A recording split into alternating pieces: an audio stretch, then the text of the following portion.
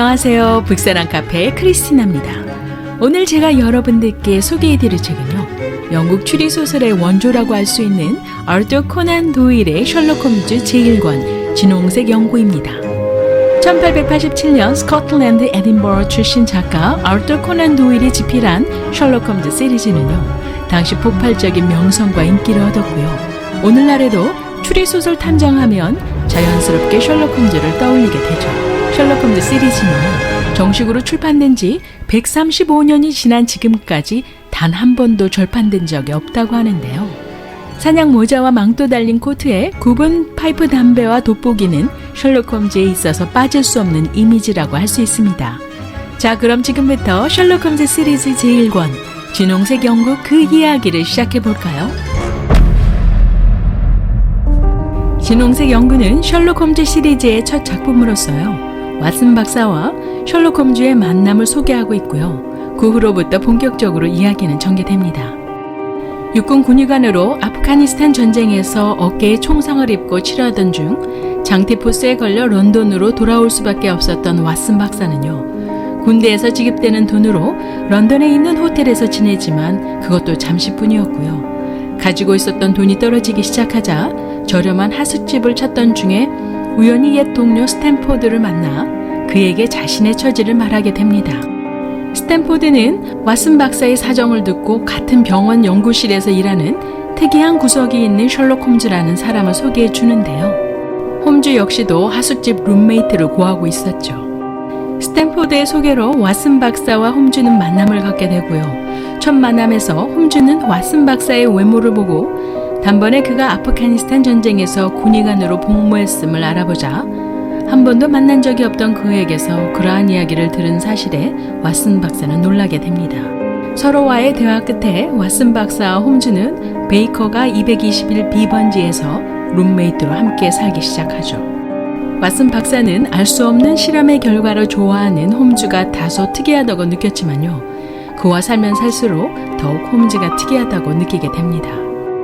홈즈는 자신이 생각하기에 필요 없다고 여기는 상식에는 전혀 아는 바가 없는 반면에요, 범죄와 해부학 등 관련된 지식 분야에는 매우 해박했고요. 상념에 잠길 때에는 아무와 대화를 하지 않고 지내기도 했으며 바이올린 연주 실력은 수준급이었죠. 그러던 어느 날 왓슨 박사는 식사 자리에서 추리로 범인을 추정할 수 있다는 사설을 읽고 비판하는데요. 그때 그 비판을 듣고 있었던 홈즈가 바로 그 글은 자신이 쓴 글이라고 밝히자 왓슨 박사는 그 사실에 다시 한번 놀라며 홈즈가 전문 탐정가라는 것을 알게 됩니다. 마침 그렉슨과 레스트레이드 경감은 발생한 하나의 의문의 사건을 가져와 홈즈에게 도움을 요청하게 되고요. 집에서 딱히 바쁠 것이 없는 왓슨 박사는 홈즈와 사건 수사 현장에 동행하게 되죠.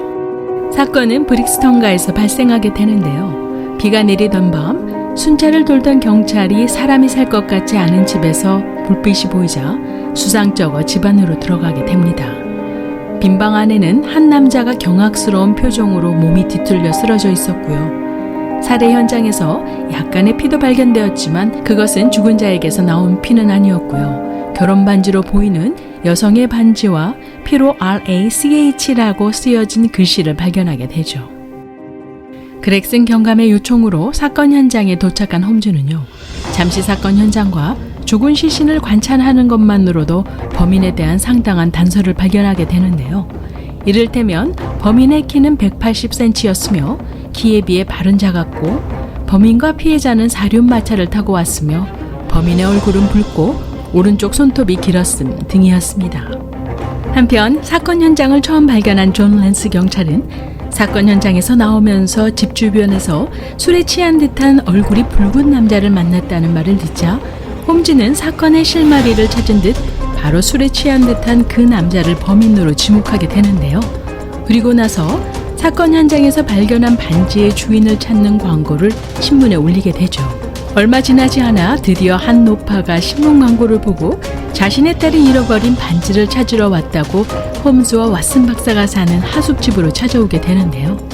홈즈는 그녀에게 반지를 건네주고 수상쩍어 바로 그녀를 뒤쫓지만요, 노파는 삽시간에 사라지게 되고 노파를 가장한 범인이 다녀갔음을 알아챈 홈즈는 내내 아쉬워합니다. 여기서 잠깐 노파는 왜 반지를 찾으러 왔으며 노파를 놓친 홈즈는 과연 범인을 다시 찾을 수 있을까요? 이를 옆에서 지켜보던 왓슨 박사는요, 노파를 놓친 이 사건은 미궁에 빠졌다고 생각하지만 홈즈는 평소에 알고 지내던 베이컨과의 거리의 소년들을 모아 일명 소년 탐정단이라고 부르는 그들에게 수고비를 주며 비밀스러운 지령을 그들에게 내리고 곧 범인은 잡힐 것이라고 확신하죠. 그러는 사이 그렉슨과 레스트레이드 경감은 각자만의 수사를 펼치고 있었는데요. 레스트레이는 살해당한 남자 드레버의 비서인 스탠거슨이 범인이라고 지목하며 그를 찾는 데 집중하는 한편요. 그렉슨은 죽은 드레버와 스탠거슨이 머물던 하숙집을 조사하기 시작합니다. 그렉슨 경감은 조사하던 하숙집에서 그동안 죽은 드레버가 하숙집 딸에게 눈독을 들이며 추근대고 있었고요. 살해되던 밤 드레버는 하숙집 어린 딸에게 자신은 돈을 질릴 만큼 많이 가지고 있으니 자신과 함께 떠나자고 그녀를 강제로 끌려다가 해군에 복무 중인 그녀의 오빠에게 들켜 둘이 함께 집을 나서게 되었다는 사실을 알게 됩니다. 그리고는 하숙집 아들을 범인으로 지목하고 범인을 잡았다며 의기양양하게 홈스 집에 들려 이 소식을 알리게 되죠. 이때 마침 레스트레이드가 도착해 놀랄만한 소식을 전하는데요. 비서 스탠거슨을 항구 근처 호텔에서 찾았는데 이미 그도 살해당한 후였으며 스탠거슨은 호텔 방에서 칼에 심장이 찔려 과다출혈로 사망했으며 사건 현장에서 알약 2알을 발견했다고 말합니다. 이에 홈즈는 그 알약이 독약임을 확신하며 곧 안락사로 죽게 될 개에게 시험하는데요. 그 두 알약 중 하나가 독약이었음을 밝혀내죠. 이에 두 경감들은 당황하게 되는 반면 홈즈는 자신의 추론에 더욱 확신을 가지며 곧 범인은 잡힐 것이라 호언장담합니다. 바로 그때 베이커가 소년 탐정단 중 리더인 위긴스가 홈즈를 찾아와 짐을 실을 마차가 도착했음을 알리는데요. 홈즈는 마부에게 짐 실는 것을 도와달라고 하며 뜻밖의 수갑을 준비하고는 마부가 홈즈의 방에 올라와 짐을 들어 올리는 순간 홈즈는 그에게 수갑을 채우고 경감들에게 범인을 잡았다고 알리죠. 범인은 도망치기 위해 몸부림을 치지만요. 결국 장정 4명이 맞붙어 그를 붙들자 그는 체념하고 경찰서로 이송됩니다.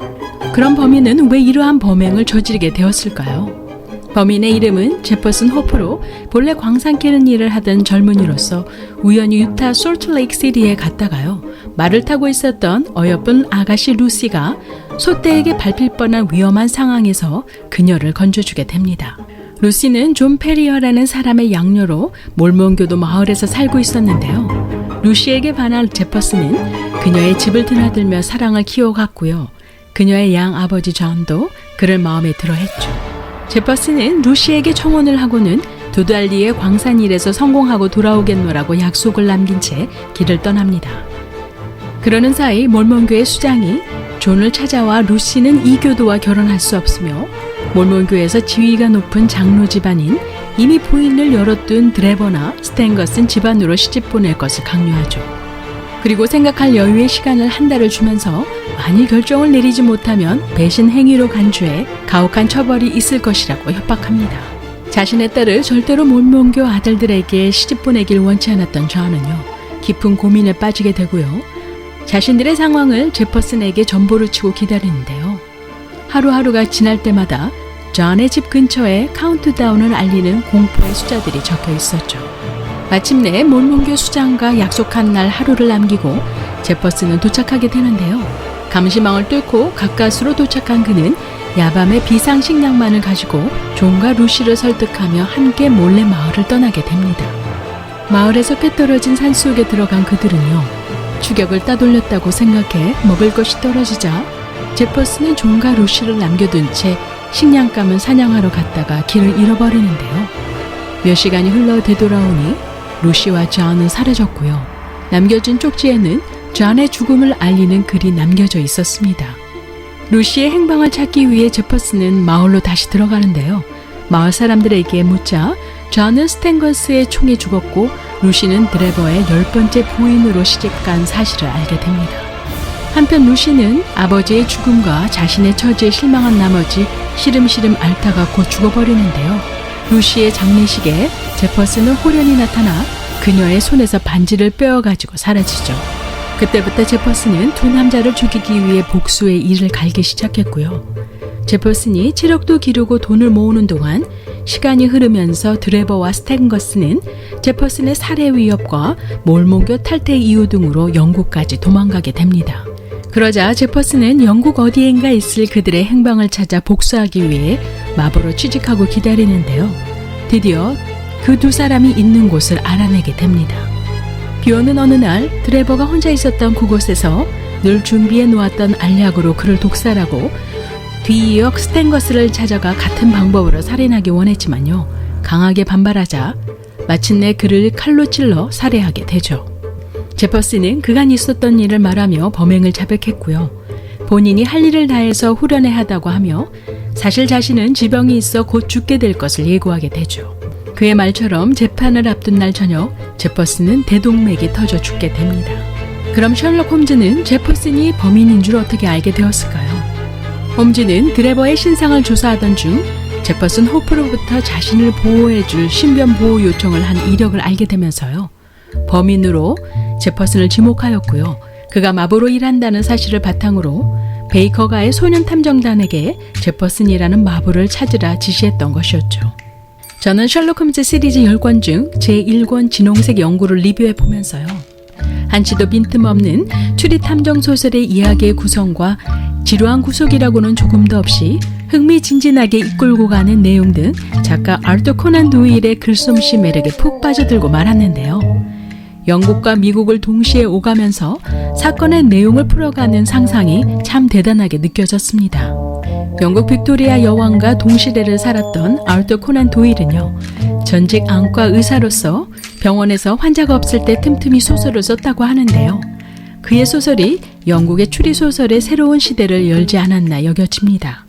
이 영상을 통해 저는 일부 줄거리만을 말씀드렸지만요. 한번 직접 읽어보시면 저의 의견에 시청자분들도 동의하시리라고 여겨집니다. 꼭 한번 읽어보실 것을 강력히 추천드리면서요.